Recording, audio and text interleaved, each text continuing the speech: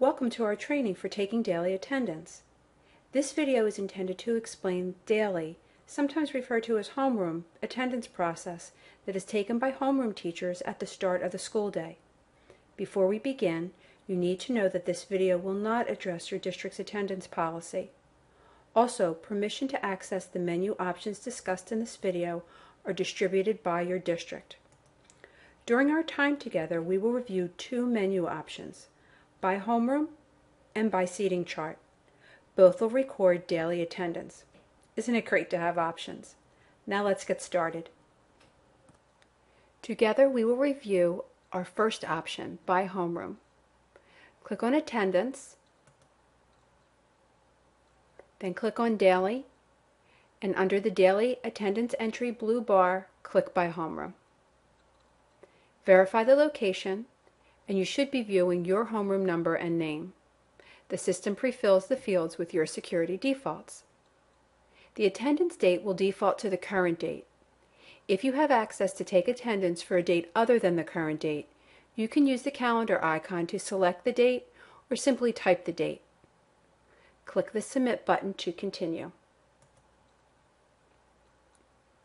You will now see the students in the selected homeroom. Click the drop-down box below the student's name to update and select the correct absence code that applies to the student. Your choices are custom to your location. In this example, you will see a color change when the attendance code is selected, but that is an optional district setting. You may find that a time box will appear if you select a late code. If the time is required but not correct, you can type over the current time. The colon is required when entering time. There is also an optional 50-character comment. If you marked a student absent by mistake, you can use the drop-down box to change them back to present. Your attendance officer may have pre-selected a student's attendance code for the day. You will not have the option to change that student's attendance. When you have completed your homeroom, review your totals at the bottom of the page.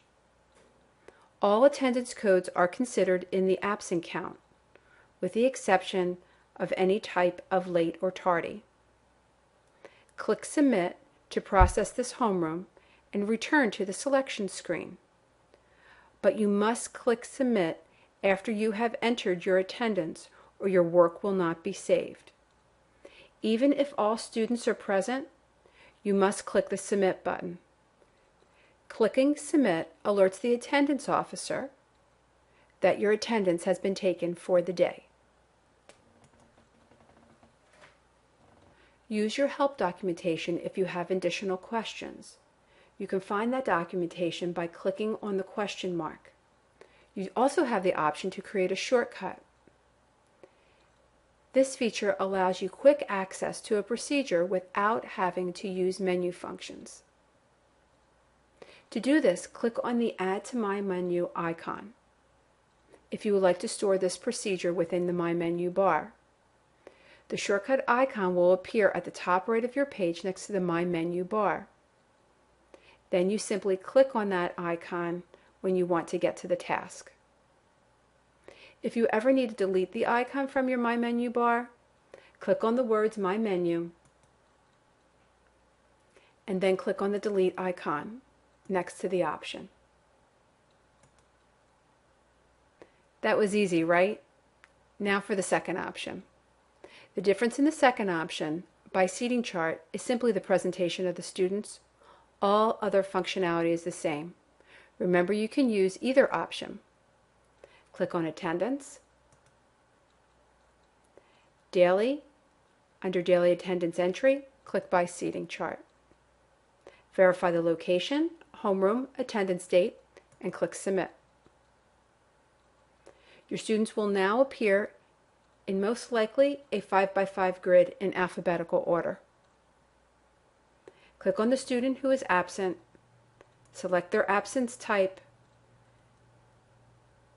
If you're done taking attendance, verify your totals and click Submit. But before we click Submit, let's review why this is different.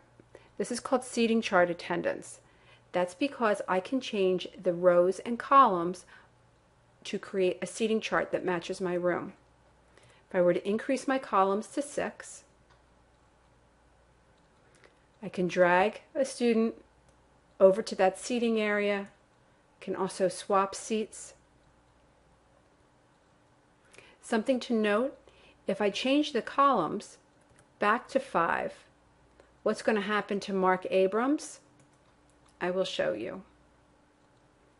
He appears now down at the bottom in students without seats.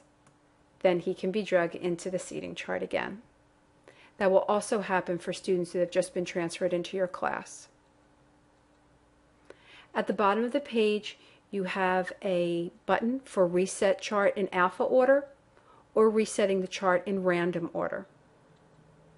You also have an option to print the chart.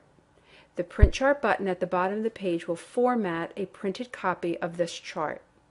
Consider printing the chart to add to your substitutes folder so they can use it to take attendance or just for student names. When you're done with your changes, click Submit. Remember that you must click Submit to save changes and notify the attendance officer that you have taken attendance.